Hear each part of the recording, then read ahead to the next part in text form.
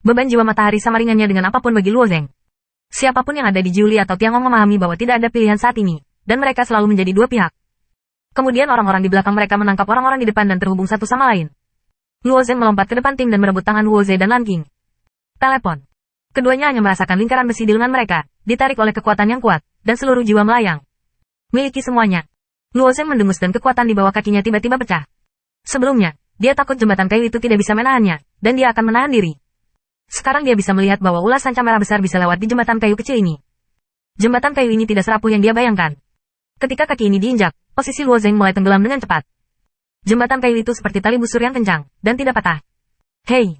Saat Luo Zeng langsung terpental oleh jembatan kayu, rangkaian arwah matahari yang ia teriak juga mengikuti, seperti menerbangkan layang-layang.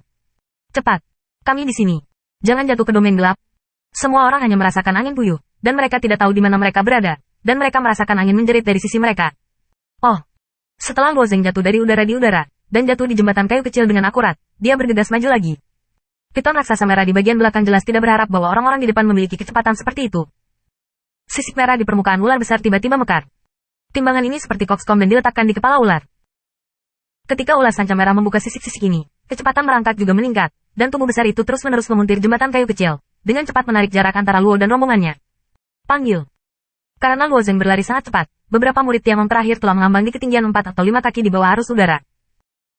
Mereka telah menggigit gigi mereka dan saling meraih. Mereka berteriak sepanjang jalan. Sekarang suasananya sedikit lebih halus. Ulas sanca merah itu pecah lebih cepat dari sebelumnya, dan mereka tiba-tiba jatuh dalam keputusasaan.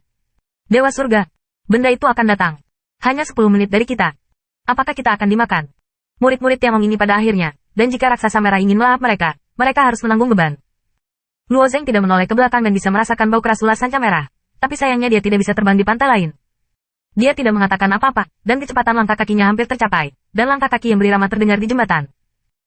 Bahkan jika dia telah mencoba yang terbaik, dia masih tidak bisa melarikan diri dari raksasa merah. Setiap kali ular raksasa merah mengangkat kepala ular dan mengandalkan sisik jengger, sebagian besar tubuhnya terbang ke udara. Mulut ular besar terbuka ke sudut yang luar biasa, dan perlu untuk melihat beberapa yang terakhir. Murid dari gigitan Tiangong yang terkenal. Semua orang bergegas. Luo Zeng menggeram. Jiwa-jiwa yang ini saling menusukkan tali, dan Luo Zeng tiba-tiba membanting ke depan. Pada akhir dua orang telah dapat dengan jelas melihat mulut ular besar itu. Dalam keputusasaan, jiwanya sendiri tiba-tiba bergoyang ke depan, sulit untuk menghindari gigitan raksasa merah. Oh, wow. Piton merah tidak berpikir bahwa dia akan mengosongkan, memberikan raungan memekakkan telinga, dan kemudian membuka sisik tubuhnya dan bergegas ke Luo. Kecepatan ini, benar-benar berlari. Kecepatan elang raksasa yang mengejar dengan kecepatan penuh telah melampaui jumlah Luo Zeng berkali-kali. Oh, wow. Piton merah telah merentangkan lehernya di udara, dan seluruh ular itu seperti petir besar. Kali ini, Luo Zeng tidak memiliki kesempatan untuk menarik kembali jiwa-jiwa. Jiwa dari 4 murid Tiangong langsung ditelan oleh mereka. Di bawah kepanikan, banyak orang juga melepaskan tangan mereka dan jatuh kembali ke jembatan. Sementara kecoa hampir jatuh di luar jembatan, dan balok penopang di sisi jembatan kayu diputar kembali. Dengan cara ini, mereka tidak memiliki kemungkinan untuk melarikan diri. Murid-murid Tiangong takut dengan tangan dan kaki, dan mereka terus-menerus bergerak di jembatan. Feng Ye, Ling Xuang dan 9 orang Li melangkah mundur dan memandangi Piton dengan gugup. Mereka tidak ingin melawan, tetapi sisi lain kehidupan lebih kuat dari matahari. Apalagi Piton besar adalah domain gelap, hal ini bukanlah sesuatu yang bisa mereka perkuat.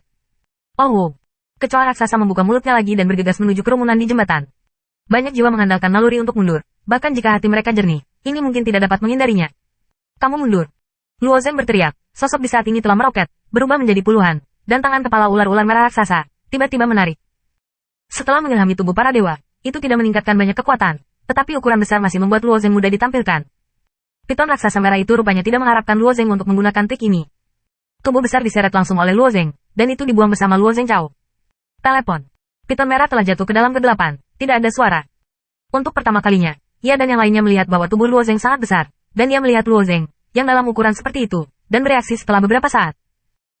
Dewa surga, benar-benar melempar piton raksasa merah ke bawah. Kupikir kita sudah mati. Sayangnya, hanya 6 murid Tiangong yang tertelan. Setiap orang juga beruntung karena sisa dari perampokan. Hanya setelah malam, orang-orang ini takut bahwa mereka semua akan menderita. Aku tidak tahu seberapa dalam jembatan kayu ini. Karena ulas sanca raksasa itu berasal dari wilayah gelap, ia tidak akan mati ketika kembali ke wilayah gelap.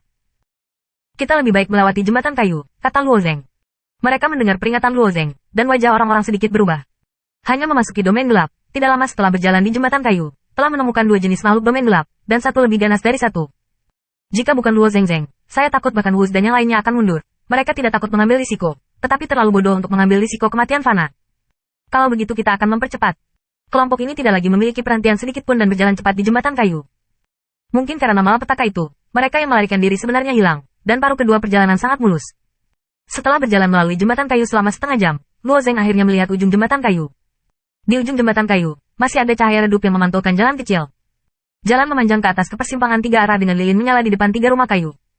Tapi kabin paling atas agak jauh, dan lampu lilin tidak menyinari jalan.